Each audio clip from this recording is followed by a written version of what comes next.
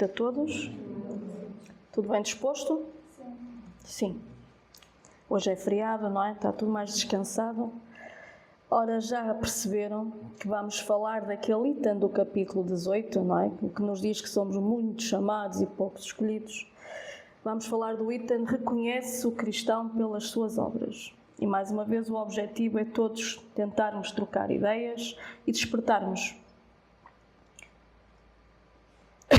E começa por nos dizer: nem todos os que me dizem Senhor, Senhor, entrarão no reino dos céus, mas somente aqueles que fazem a vontade de meu Pai que está nos céus. Será bastante trazer a livré do Senhor para ser-se fiel servidor seu? Bastará dizer sou cristão para que alguém seja um seguidor do Cristo? Procurai os verdadeiros cristãos e os reconhecereis pelas suas obras. E aqui está, mais uma vez, o objetivo é nós, não é? Lermos e fazermos uma análise, não é? De que ponto é que nós estamos e despertarmos. Nós sabemos que Jesus veio há 2000 e não sei quantos anos fazer o quê? Despertar-nos, não é? Para nos trazer o quê? O que já existia, mas de uma forma diferente, e veio exemplificar-se. E começa aqui este item precisamente para nos abanar, para nos alertar. Não adianta dizer Senhor, Senhor. Primeiramente, quem é ou o que é um cristão? Já pensámos nisto? O que é ser cristão? Começa por aqui, não é?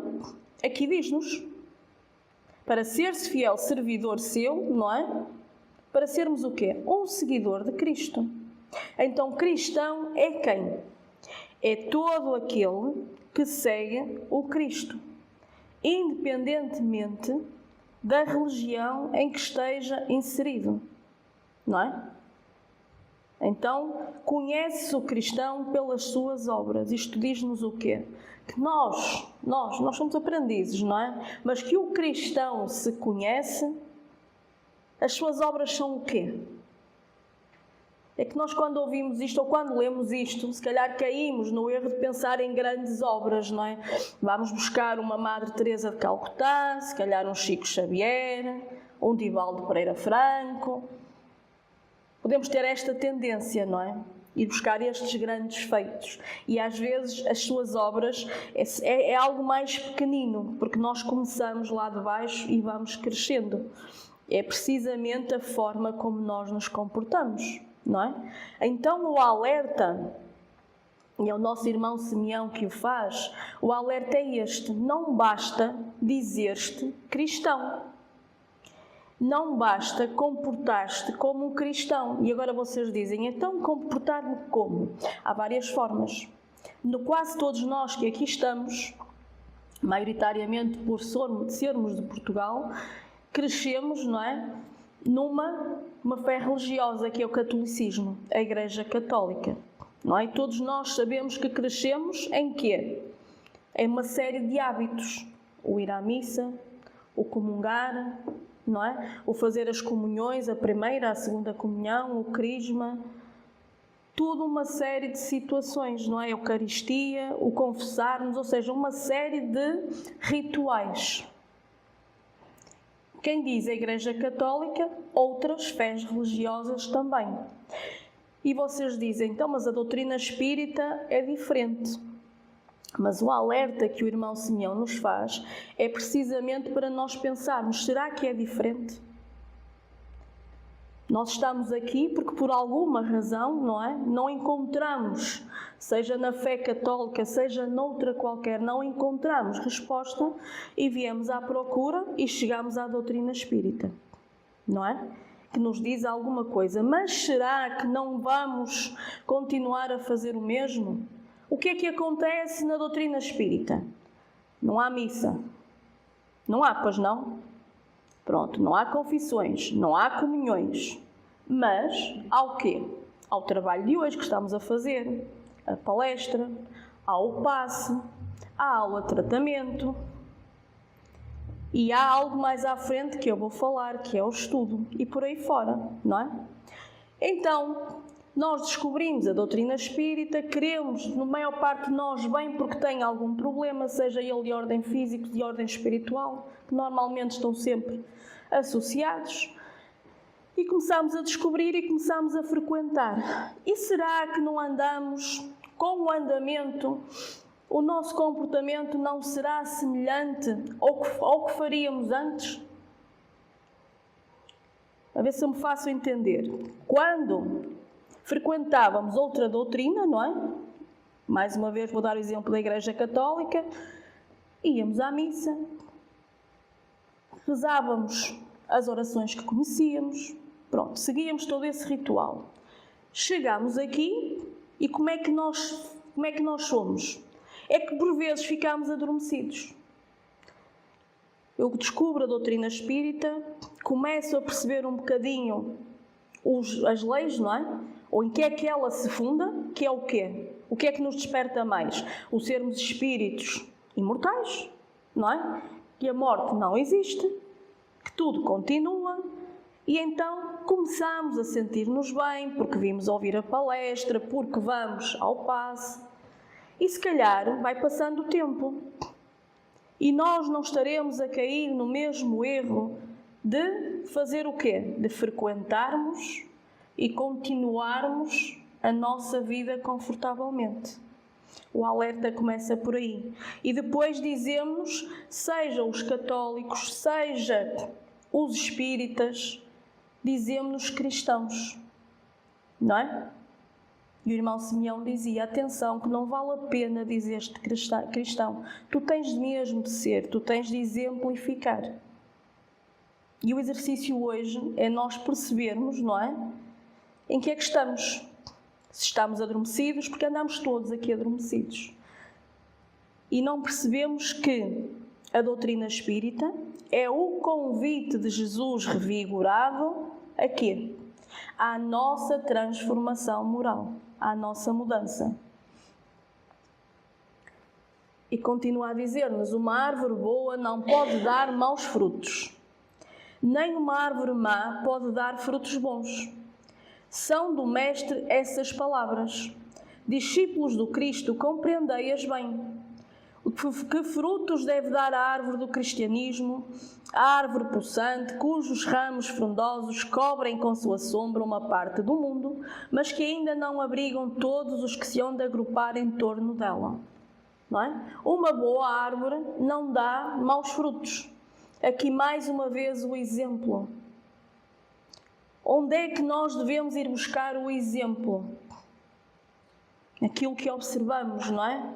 Se eu me faço de boa pessoa, vamos dar este exemplo. Eu não vou dizer missa porque até parece que estamos a falar, não temos nada contra a religião católica, nem coisa que se pareça, viemos todos de lá. Vamos falar do centro espírita. Eu vou constantemente, eu sou seguidor, eu vou ao passe, eu faço tudo direitinho, não é? Mas depois, lá fora, até parece boa pessoa, sou muito cordial aqui, muito simpática, mas lá fora, vocês depois veem-me a ter umas atitudes que não condizem muito, não é, com o ensinamento. Lá está, eu aqui pareço uma árvore boa, mas lá fora vocês veem-me, não é, a agir de uma forma totalmente contrária. E qual é o raciocínio? Há aqui qualquer coisa que não bate bem. Então é aquela base do início. Não nos adianta parecer. Só estamos a enganar-nos a nós próprios. Nós temos mesmo de ser. Nós temos que nos transformar. Portanto, não adianta ingressarmos nos rituais, sejam eles quais forem, enquanto não estivermos dispostos a fazer a mudança. Enquanto não estivermos dispostos a provar, pelo nosso exemplo, de que somos seres diferentes. E vimos pelo exemplo de Jesus, não é? O que os discípulos depois fizeram quando foram, não é, levar a boa nova, a transformação de cada um deles. Não havia dúvidas, porque eles também não tinham dúvidas, não é? Eles levavam Jesus e levavam o amor dentro do coração. Aqui é igual. Portanto, cabe percebermos se queremos aceitar o convite de Jesus para nos transformarmos, ou se queremos continuar nesta nossa vidinha, neste nosso parece. Ou estou aqui ou estou acolá, mas eu continuo a ser o mesmo ou a ser a mesma. Eu vou aqui, peço ajuda, sinto-me bem, mas depois quero continuar exatamente como sou até o momento, ou como fui até o momento. Que ninguém me venha convidar agora para me transformar, para coisas diferentes, porque eu não estou para aí virada. Então, o que é que nós somos? Estamos a enganar quem? A nós próprios. O alerta é para nós próprios. Estamos a enganar-nos a nós próprios e estamos a perder tempo.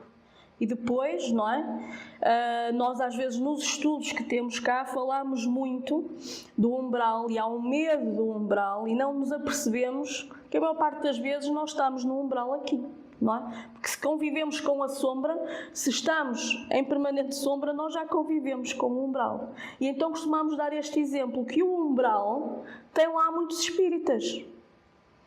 Às vezes dizemos isto na brincadeira, mas não é brincadeira, é sério. É para nós percebermos que não adianta chegar, frequentar, se não vivenciarmos, ou seja, se não estivermos dispostos a aprender, a transformar e a vivenciar através dessa transformação. Porque depois vamos parar à sombra, vamos parar à vibração baixa na mesma. E muitas vezes, em tom de brincadeira, nos estudos, nós falamos muito disso. É um abanão para todos nós, para percebermos que não estamos imunes. Que o entrar numa casa espírita, não adquirimos um título, não é? Como se fosse um bilhete. Não adquirimos um bilhete, não é? Para ir para o céu. Vamos dizer assim que é mais... fica-nos mais no ouvido. Não. Nós temos de conquistar esse bilhete. Temos de fazer o nosso trabalho. Porque o convite de Jesus era precisamente esse, não é? Por isso é que ele dizia, o meu pai trabalha até hoje e eu também. Nós somos convidados ao trabalho. E então, a título de reflexão, como ser um cristão ou um seguidor do Cristo, não é? Como é isto? O que é que nós temos de fazer? Ou o que é que nós estamos dispostos a fazer? Vamos ver por onde é que é o caminho e se estamos dispostos a ir por lá. E começa logo aqui num ponto que eu acho que todos nós gostamos. Ficamos sempre muito bem dispostos quando percebemos isto. E a Joana diz-nos, ante o estudo, ela diz, impostergável para o aprimoramento humano. Portanto, é imprescindível para o aprimoramento humano o estudo. Valioso para maior integração do indivíduo nos objetivos a que se vincula. Indispensável para a iluminação interior. O estudo tem regime de urgência como diretriz de segurança e veículo de libertação íntima. O estudo, desse modo, fornece as coordenadas para maior penetração na tarefa buscada, seja a de ajudar, seja a de ajudar-se. Quem aqui é que gosta de estudar? Gostamos todos, não é? Vamos todos levantar a mão? Temos que ser sinceros. Quem é que gosta de estudar? Temos que ser sinceros. E quem é que gosta de ensinar? Não há aqui ninguém que goste de ensinar? Estamos mal, então. Porque eu ia dizer que para ambos temos que começar por onde? Pelo estudo, pela aprendizagem. O estudo dá-nos a ferramenta, mas em tudo. Não é? Seja na vida terrena, nós estamos aqui para quê? Para nos desenvolvermos intelectualmente, para nos tornarmos seres mais evoluídos, com mais conhecimento, mais avançados e para nos desenvolvermos moralmente. A ideia é que andemos paralelamente, só que sabemos que na realidade não é assim. Mas, para isso é preciso o estudo. E a vivência mostra-nos o quê? Que se não tivermos conhecimento, somos facilmente enganados, não é? Facilmente fazem de nós o que entendem.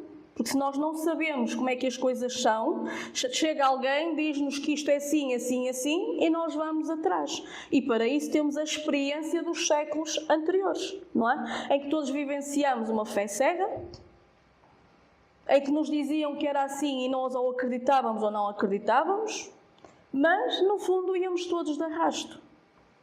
E depois eram fés, e ainda são fés como? Vazias, ocas, porque não têm qualquer fundamento. não é? Então, para isso precisamos do conhecimento. E o que a doutrina espírita nos oferece é esse caminho para o conhecimento. Nós já falamos aqui várias vezes, precisamos todos de passar pela doutrina espírita. Vocês acreditam que sim? É óbvio que não, que nós não estamos todos no mesmo patamar. Há irmãos de nossos, não precisam passar por esse caminho. Allan Kardec disse que a doutrina espírita veio para aqueles que ainda não conheciam Deus, que ainda não o tinham dentro de si. É uma ferramenta a mais, por assim dizer, para nos ajudar a chegar lá. Mas para isso, nós temos que fazer o quê? Nós temos de ir beber à fonte, que não nos cai assim no colo, não é? E o que é isso de ir beber à fonte? É ir embrenhar-nos no conhecimento. Temos muita literatura espírita, temos a obra base, graças a Allan Kardec, não é, que a codificou. Temos é que ir à procura, desenvolver-nos, para que não venha alguém e nos diga que as coisas são de uma forma ou são da outra, para que nós adquiramos o conhecimento, aprendendo, conhecendo as leis de Deus, raciocinando, procurando a lógica de tudo, porque se não for assim, vocês acham que nós vamos cimentar e vamos adquirir aquela fé firme? É muito difícil, não é? Se nós não tivermos a certeza de como as coisas são, à menor tempestade, e a tempestade é o quê? À menor dificuldade, à menor contrariedade que a vida nos coloca, nós vamos-nos abaixo.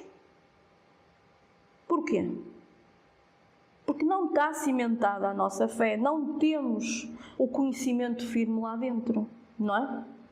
Então nós precisamos disso, o estudo. Os irmãos dizem-nos, e a Joana é ótima nisso, diz-nos que o estudo é a base fundamental para nós nos desenvolvermos.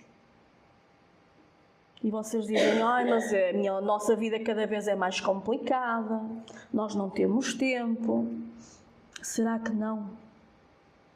Nós não dedicamos tempo verdadeiramente àquilo que nos interessa? Não arranjamos sempre um bocadinho, não é? Para ir ao encontro de algo que nos interessa?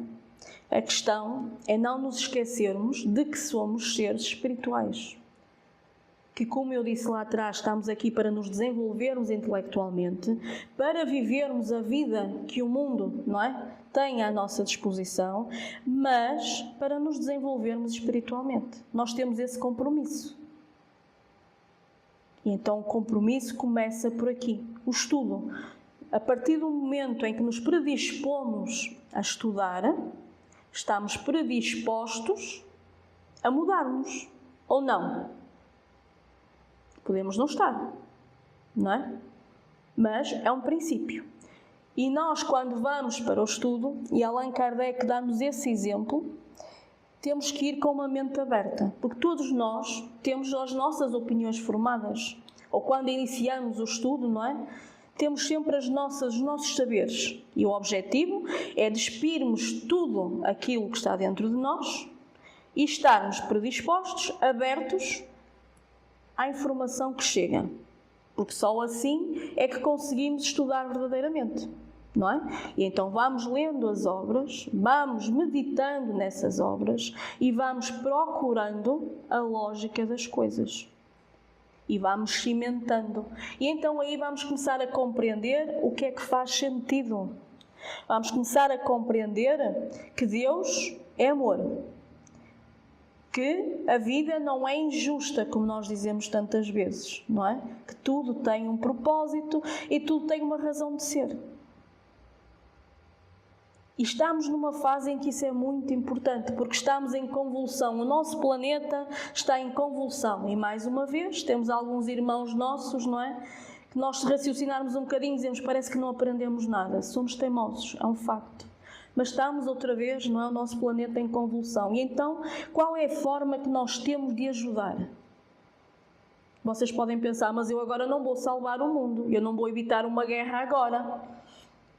Não, mas temos a obrigação moral de nos equilibrarmos, de mantermos o equilíbrio ao máximo, de melhorarmos a vibração.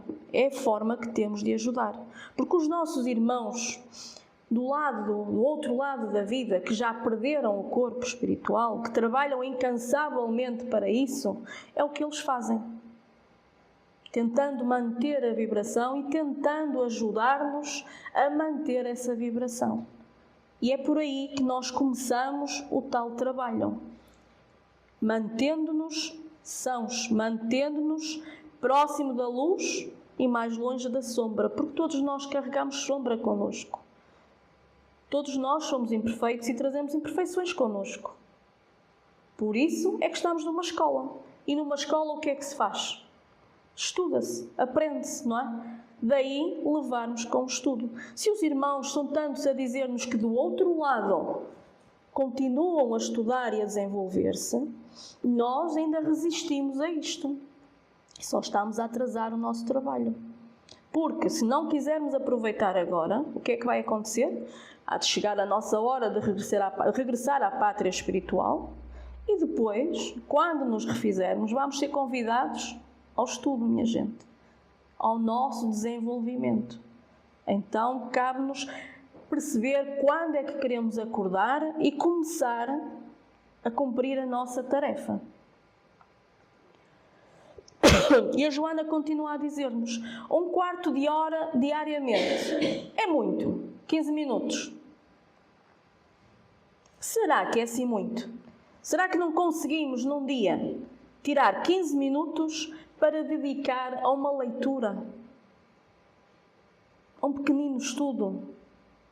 Não é. Todos nós sabemos que não é. Porque todos nós arranjamos tempo, não é? Para ver qualquer coisa que nos interesse. Então, aí é que está a verdadeira questão. O que é que me interessa? A que é que eu estou disposto ou a que é que eu estou disposta? Então, ela diz-nos 1/4 de hora diariamente dedicada ao estudo. Pequena página para reflexão diuturnamente. Um conceito espírita como glossário para cada dia. Uma nótula retirada do contexto luminoso da codificação para estruturar segurança em cada 24 horas.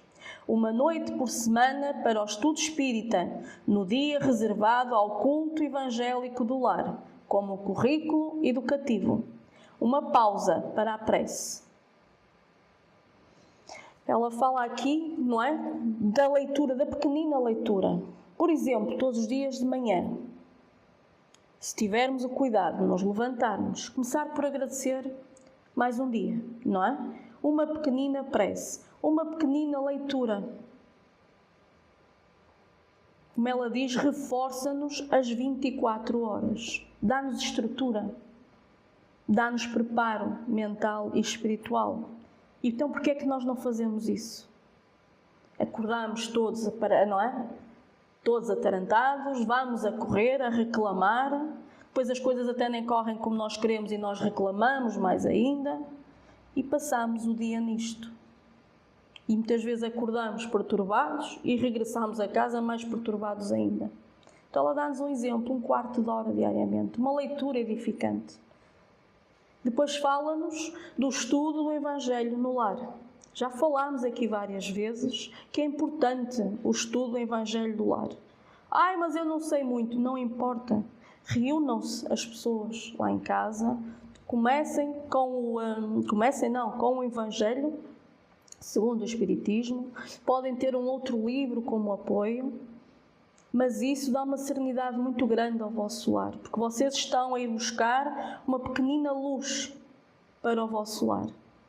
Se nós estivermos estruturados mentalmente e espiritualmente, somos seres mais serenos e levamos a serenidade para onde quer que vamos.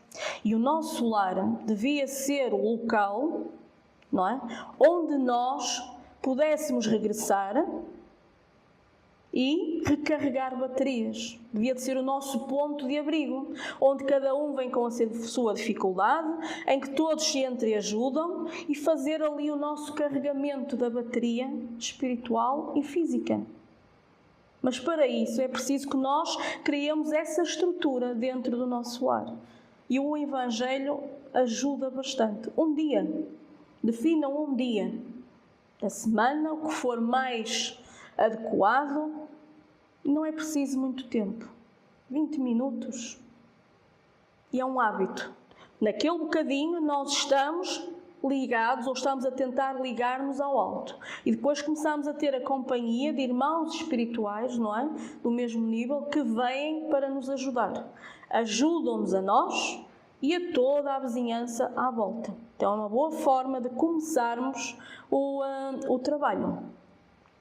E fala-nos sempre de uma pausa para a prece. A prece não é estarmos continuamente a formular orações feitas. A prece é quando nós nos ligamos e às vezes nem é preciso muitas palavras. É a mente, é o estado mental. Basta estarmos mais perdidos, mais alterados, paramos uns segundos e estruturamos mentalmente. É quase como se fôssemos ligar-nos à corrente, não é? Vamos imaginar que somos um carro elétrico e a bateria está a ficar baixa, paramos, antes de fazer disparates, paramos um bocadinho e ligamos lá ao alto, para nos carregarmos. Isto é simples, isto é o nosso medicamento que está à mão e que nós não utilizamos. E começa por aqui o nosso trabalho. E depois, convite ao amor. O que é que Jesus trouxe? Para além de tudo o que já existia, porque Ele diz que não vem mudar a lei, não é? Ele traz o amor, que até à data não era falado, não existia, porque nós éramos seres ainda muito brutos. E ainda hoje temos dificuldade. Então Ele traz o amor. E Ele diz, um novo mandamento vos dou, que vos ameis uns aos outros. O amor é o estágio mais elevado do sentimento. O homem somente atinge a plenitude quando ama. Enquanto anseia e busca ser amado, foge à responsabilidade de amar e padece infância emocional. Inicia o exercício do amor e entre os que sofrem através da gentileza, passando do estágio da amizade. Outro exercício. Nós estamos aqui todos a aprender a amar, porque é por aí que nós nos vamos desenvolver. Desenvolvendo o amor. Nós ainda somos crianças espirituais, nós ainda estamos na infância. E começa por aí a aprendizagem. E a vida oferece-nos diariamente oportunidades para amarmos. Como nos diz aqui. E inicia esse exercício com os outros, com o nosso lar. Que voltando lá atrás, não vale a pena dizer Senhor, Senhor.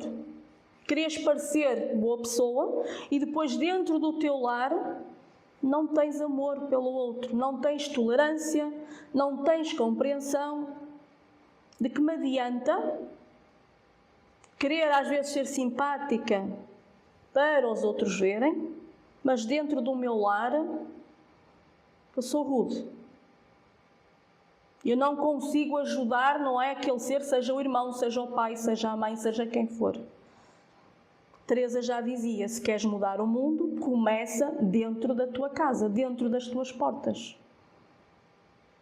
Essa é a verdadeira vivência do cristão, é dar o exemplo dentro de casa. Porque se eu dentro das minhas portas, dentro da minha família, não consigo pôr em prática esse amor, então tudo o que eu vá doar daí para fora é oco, é vazio. Então o trabalho começa ali na nossa grande escola, que é a família. Onde muitos de vocês podem estar a pensar, pois, mas não é fácil, porque eu tenho um tio, um primo, uma mãe, um filho, um marido, uma mulher, que vocês não conhecem, que aquilo é do piorio. Ouçam, meus queridos, nós temos aquilo que nos é lícito e aquilo que nos é necessário para o nosso desenvolvimento. Nem mais, nem menos. Temos a oportunidade. Portanto, ninguém se enganou no endereço, está tudo certo. Às vezes usamos aquela frase, temos o que merecemos. Mas dito desta forma, até parece que é um castigo de Deus, não é? E Deus não nos castiga. Deus é amor, Ele ama-nos a todos de igual forma. Só que, depois, pela necessidade da correção, pela consciência que todos temos, porque Deus está lá, em nós depois queremos refazer as coisas e então cada um está onde tem de estar. Se temos o parente difícil, é para nos ensinar algo, é para o ajudar e para nos ajudarmos a nós mesmos. É para exercitarmos o amor, a caridade ali, para depois o passar lá para fora. Só que ali ninguém vê, que é outro problema, não é?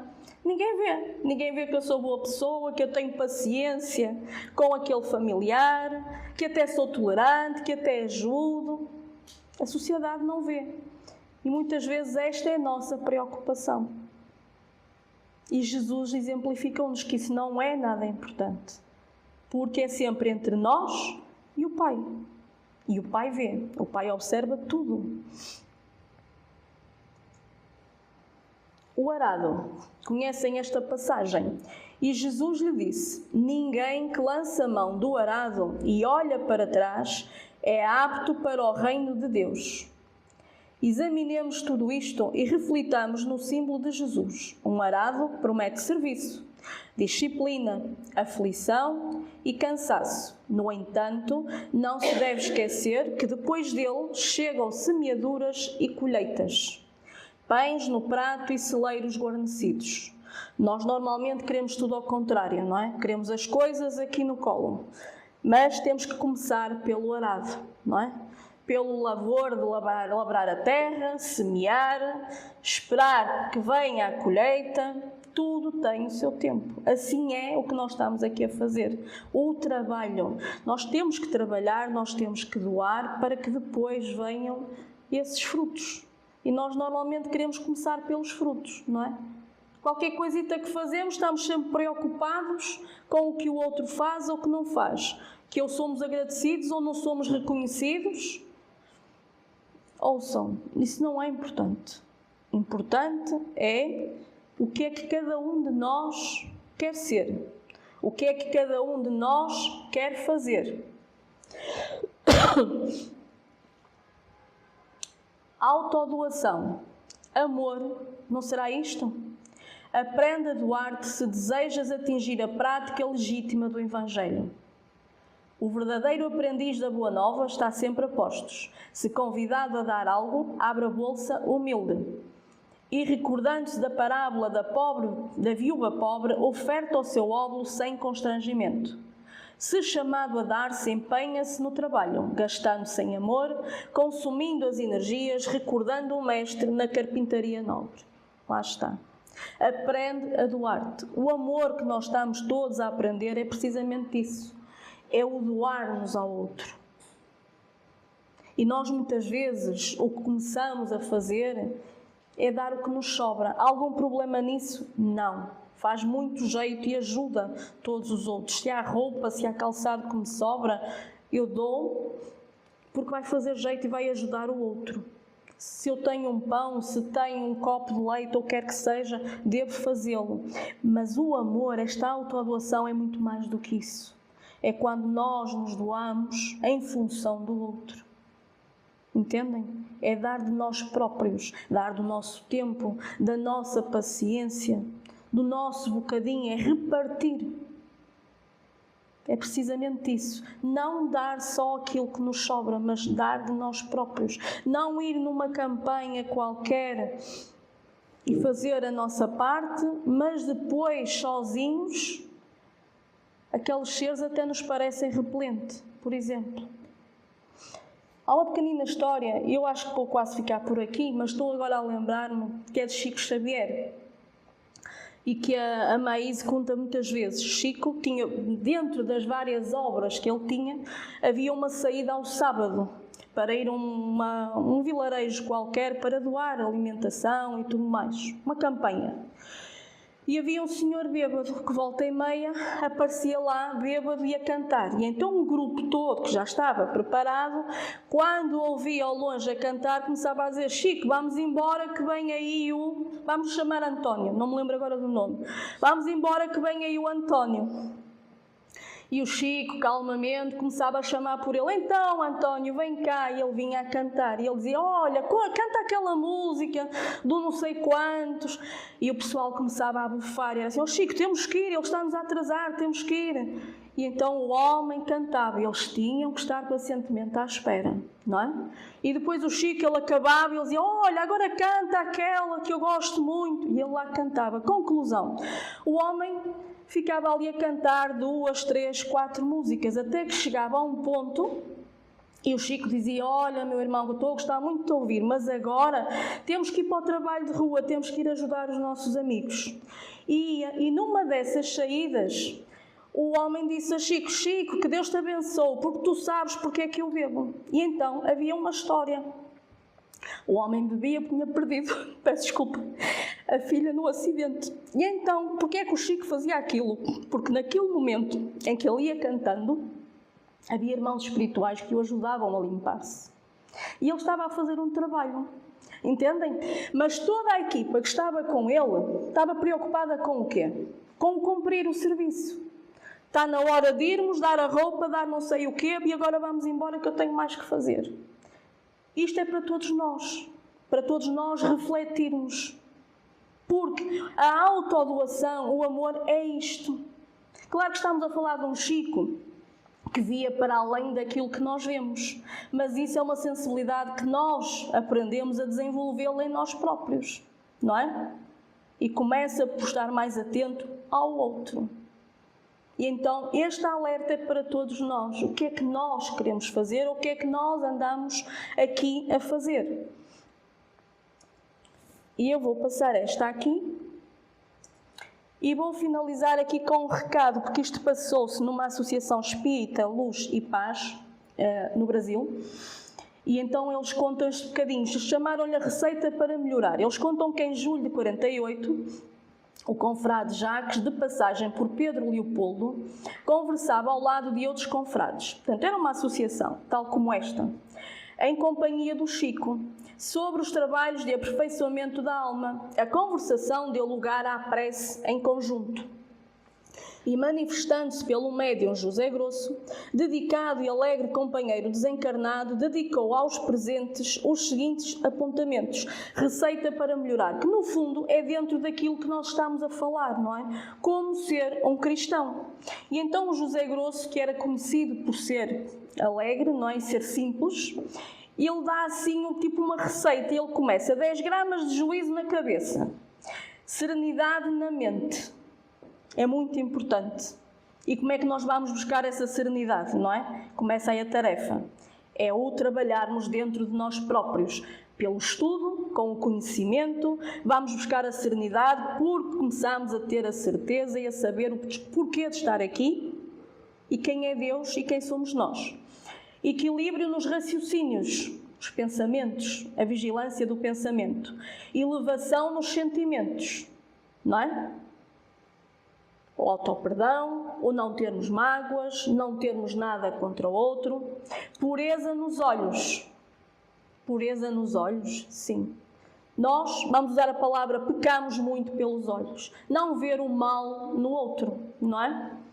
Vigilância nos ouvidos.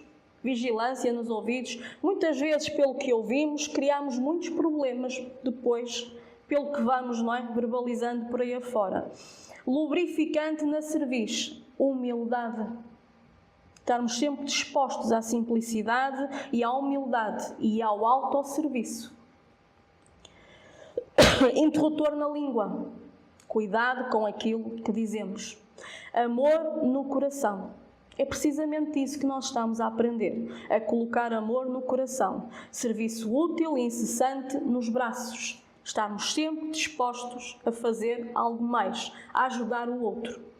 Simplicidade no estômago, o problema da alimentação, não é?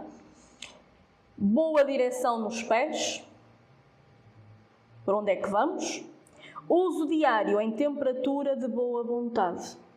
Mas como nos dizem os irmãos, é importante termos boa vontade, mas só a boa vontade não nos chega. Precisamos do conhecimento e para isso precisamos do estudo, para chegarmos a ser esses cristãos, os seguidores de Cristo. E os seguidores de Cristo têm que lhe seguir o exemplo, na forma de atuar, não é? De ser, de estar para com todos os outros. Então o convite é esse, é nós despertarmos, sairmos do adormecimento em que estamos, porque a vida cada vez é mais, não é? O tempo parece que corre, parece que voa. E se nós nos distrairmos e não impusermos a disciplina necessária, perdemos mais uma encarnação sem aproveitar o que quer que seja. E vocês podem dizer, mas eu já cheguei a esta idade, já não sei o quê, já não há muito a fazer. Há sempre muito a fazer. Nem que seja um dia, uma hora, uma semana, um mês. Porque nós somos sempre avaliados pelo esforço. Então aproveitemos para despertar, para acordarmos e fazer a nossa parte. E era isto que trazíamos para hoje.